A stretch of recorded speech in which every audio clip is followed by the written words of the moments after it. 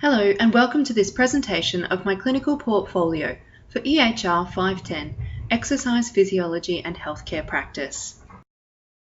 In order to gain valuable skills, knowledge and abilities and meet the entry requirements for clinical exercise physiology, I have spent the past 3 months at 3 different locations: the Centre for Healthy Aging, Mount Wilga Rehabilitation Hospital and Ryde Hospital, learning how to apply my knowledge of clinical exercise physiology. In this presentation, I will introduce to you each of the organisations I've been working with and how they fit into the healthcare system. Following this, I will discuss the exercise physiology scope of practice that has been defined by Exercise and Sport Science Australia, or ESSA, and how I've achieved this during my practical placements. The Centre for Healthy Aging, or CHA, is run by Uniting Care Aging in the inner west and eastern suburbs of Sydney. There are 2 gyms, one at Lilyfield where I was based and the other at Waverley, both providing a friendly and supportive environment for people over 60 to exercise under the supervision of full-time accredited exercise physiologists and final year exercise physiology students. As a secondary level healthcare provider, all clients are referred to CHA by their general practitioner with a wide variety of chronic and complex conditions such as hypertension, musculoskeletal issues, Parkinson's disease, multiple sclerosis, and many others. Mount Wilga Rehabilitation Hospital runs both inpatient rehabilitation and a day patient program. At an inpatient level, the hospital provides a tertiary level of care by a team consisting of exercise physiologists, physiotherapists, occupational therapists, dietitians, speech pathologists, psychologists, and medical practitioners. Patients are admitted to Mount Wilga for rehabilitation following surgery such as joint replacements, for neurological conditions such as strokes, for reconditioning following a fall or major surgery, or to participate in the world-class lymphedema program. Inpatients participate in 2 exercise sessions per day, which may include physiotherapy, exercise physiology, and hydrotherapy. The day program is a secondary healthcare provider and a continuation of the inpatient rehabilitation.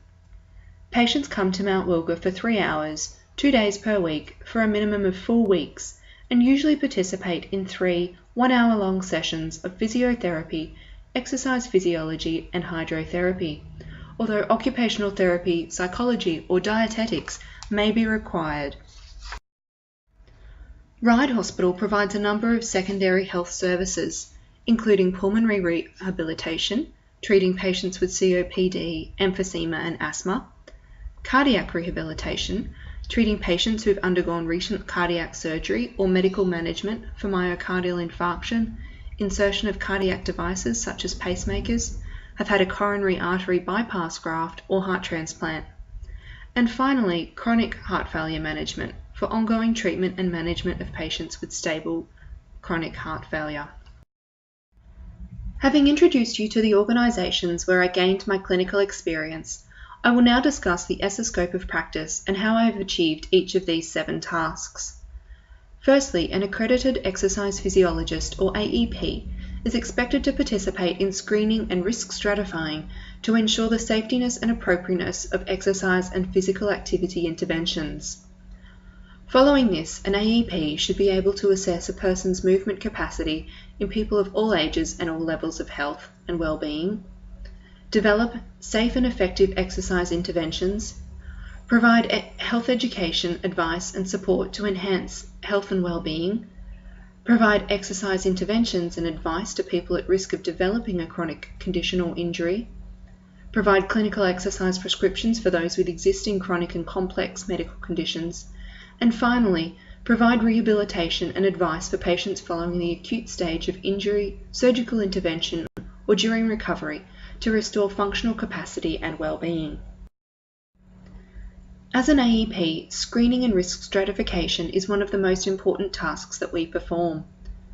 The purpose of screening is to minimise the risk of a cardiac event occurring during or after exercise, while still allowing the patient to gain the maximum health benefits possible, to identify medical problems which may impact on the exercise prescription, and to identify any functional impairments which should be addressed by the exercise prescription. At CHA, all clients are required to have a medical clearance and referral from their general practitioner before they have an initial consultation. As all clients are over 60 and therefore have already accumulated one risk factor, it is more than likely that they will present with additional risk factors and would require medical clearance anyway. Therefore, in order to reduce the barriers to exercise and increase adherence, a GP consultation is required. On the left is the first page of CHA's modified PAR-Q, which the patients complete themselves. On this page, clients are able to indicate the conditions, if any, that they have been diagnosed with, as well as indicating important information, such as whether they are currently experiencing any back pain, neck pain, or other joint pain, which would impact on the exercise prescription, and what medications they are currently taking, in which dosage, and why. Following this, clients are asked about their family history and current lifestyle. At CHA, I utilise this form along with the client's medical clearance form as a guide throughout the initial consultation for which questions I needed to ask in order to obtain all the relevant health information that I required in order to determine the client's risk during and after exercise, as well as guiding the intensity and mode of my exercise prescriptions. At the completion of the initial consultation, I then performed functional assessments to gain baseline information about the client's current health status, as well as providing valuable quantitative data to allow functional deficiencies to be addressed in the client's exercise prescription. As well as blood pressure and body composition measurements, I conducted hand grip strength testing, timed up and go, sit-to-stand testing, a 6-minute walk test, and visual gait analysis on each client. Hand grip strength was tested as it is a simple and easily conducted assessment which measures the impact of chronic diseases such as osteoarthritis on hand function and is correlated with morbidity and mortality in the elderly. The timed up and go test measures agility and dynamic balance and is correlated with static balance, gait speed, climbing stairs, falls, and prediction of institutionalization and mortality. The 30-second sit-to-stand test is a measure of lower limb muscular endurance, which is also reliable in evaluating lower limb strength and muscular power, and therefore the ability of a community-dwelling older adult to perform their activities of daily living. Finally, a 6-minute walk test was performed to evaluate the client's cardiorespiratory capacity in a non-invasive, inexpensive, and easy-to-perform manner. Whilst the client was performing the 6-minute walk test, I would also conduct a visual gait assessment in order to identify gait abnormalities which needed to be addressed within the exercise prescription in order to lower the risk of injury and falls. Having completed the initial consultation and functional assessment, I then had all the information I required to develop a safe, effective, and individualized exercise prescription for the client. Taking into consideration the client's pre-existing conditions and mobility, together with information about the client's risk of a cardiac event, I would then determine the intensity at which it is safe to exercise the patient. I also took into consideration the goals which the client wanted to achieve, as well as the strengths and opportunities for improvement that were identified during the functional assessments. Finally, I ensured all the exercise prescriptions that I implemented were developed within the American College of Sports Medicine or ACSM guidelines. The ACSM recommends that people over the age of 65 should participate in cardiovascular exercise on most days of the week to accumulate between 150 to 300 minutes of aerobic exercise each week. Resistance, balance, and flexibility exercises should also be completed twice a week at a moderate intensity. During my placement at CHA, I was also involved in providing health education to clients. In particular, I identified a client who was very proactive in seeking out information regarding exercises to help in the treatment of her osteoporosis, but was obtaining her information from unreliable sources and focusing on the small muscles of the hip rather than developing muscular strength around the wrist, spine, and hips, as well as maintaining her balance to prevent falls.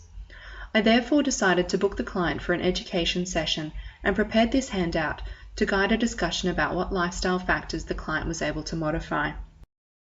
Firstly, the handout provided a definition of the disease, as the client was confusing information regarding osteoporosis and osteoarthritis. The handout then listed common risk factors for osteoporotic fractures. At this point of the discussion, I was careful to emphasise those risk factors which the client has control of, such as her low body weight and poor vision, rather than focusing on the uncontrollable risk factors such as age, sex, and ethnic origin. The handout then discussed the 3 areas of focus for the management and treatment of osteoporosis. I then went on to discuss with the client her low body weight and included a BMI scale for people of Asian ethnicity, which showed that despite the healthy range being lower than the healthy range for Anglo-Saxons, her BMI of 17 was still classified as underweight and increased her risk of an osteoporotic fracture. Following this, guidelines from the Dietitians Association of Australia were provided to give the client some information about how she can increase her body weight and dietary consumption of calcium. I also advised the client that if she would like more detailed and individualised information about making some dietary changes, she should seek out an accredited practicing dietitian. Finally, the current ACSM guidelines for exercising with osteoporosis were provided to the patient, with emphasis given to the need to improve muscular strength and balance, as well as performing moderate intensity weight-bearing exercises on most days of the week for at least 30 minutes per day. I also discussed with the client the relevant osteogenic exercises which she may be able to include in her lifestyle. At CHA, I developed exercise prescriptions for the treatment and prevention of chronic illness. Both physical activity and exercise are essential components of successful chronic disease prevention, and the concept of healthy aging utilises exercise as an aid in preserving cognitive, affective, and social functioning. Whilst developing these exercise prescriptions for the elderly, I was mindful that the perceived intensity of exercise would be relatively higher than for younger, apparently healthy populations, due to the age-related changes such as sarcopenia. Given this, I utilised strategies such as aerobic interval training in order to obtain greater VO2 max gains with a similar RPE rating and therefore increased exercise tolerance. As you can see in the prescription on the right, the resistance exercises also had an increased focus on strength training in order to attenuate the effect of sarcopenia, maintain the client's functional independence, and decrease falls risk. At Mount Wilga, I utilised specialised prescription forms to develop treatment plans for chronic illness. The form on the right is for the treatment of cardiac or pulmonary patients and provides a guideline as to the management of these patients. I utilised this form to develop an exercise prescription for a patient with chronic heart failure. Given the goals of exercise prescription for patients with chronic heart failure are to increase exercise tolerance and decrease dyspnea, and taking into consideration the patient's heart failure pathology, exercise tolerance, and training status, I prescribed both continuous and interval cardiovascular exercises and resistance exercises at a low intensity with high work-to-rest ratios, which in turn increased the patient's functional capacity, health, and well-being. At Mount Wilga, I was particularly fortunate to be able to develop exercise interventions for patients who had recently undergone joint replacement surgery. The form on the right is an example of the hip and knee treatment form. Rehabilitation following a total knee replacement has been shown to optimize the patient's functional recovery and prevent perioperative complications, with improved short-term and long-term recovery. I particularly enjoyed the challenge of measuring the active range of motion of the patient's knee and then prescribing exercises to help increase flexion or extension, with considerable focus given to increasing quadriceps strength. In all my total knee replacement patients, I also had them complete all their exercises on both lower limbs in order to take advantage of the neural cross-education and strength gains which can occur. Overall, my clinical placements have been a valuable learning experience. I've been fortunate enough to work with some very knowledgeable and professional AEPs and have valued their guidance and expertise. Thank you.